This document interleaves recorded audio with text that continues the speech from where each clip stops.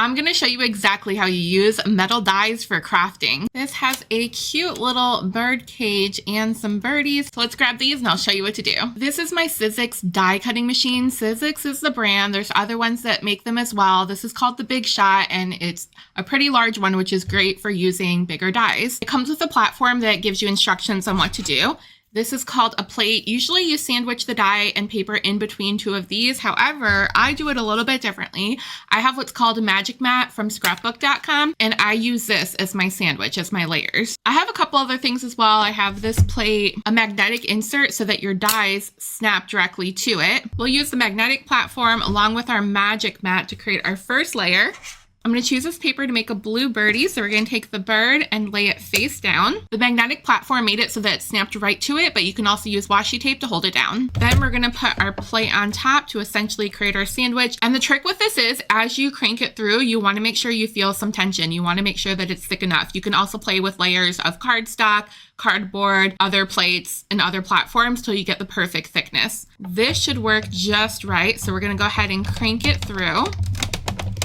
It might need to be just a bit tighter, but let's bring it back through and check it out. It didn't cut all the way through, so we're gonna make sure to add one more layer. We're gonna put our paper back as well and add our top plate. This feels like it works way better.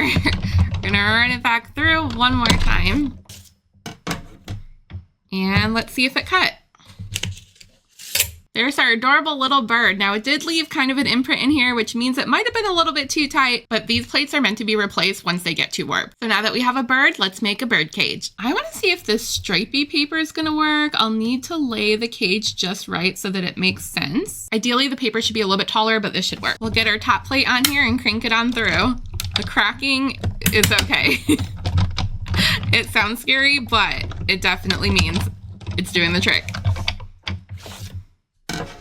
All right, so depending on the type of die you use, you will have little pieces that you need to pop out. I just use my nails, but they do make specific tools that work for this as well, otherwise known as weeding. And now we have these cute little paper embellishments so that we can make whatever we want. I use these for card making and journaling, but people use them for other things like scrapbooking as well. You can get really creative. An embossing folder works very much the same way, except this embosses the paper instead of cutting it.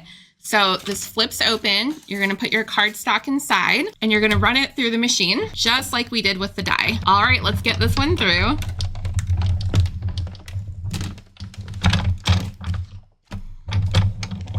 Hopefully you can see now, one side is raised and the other is pushed in. Make sure to follow or subscribe for more crafting tips.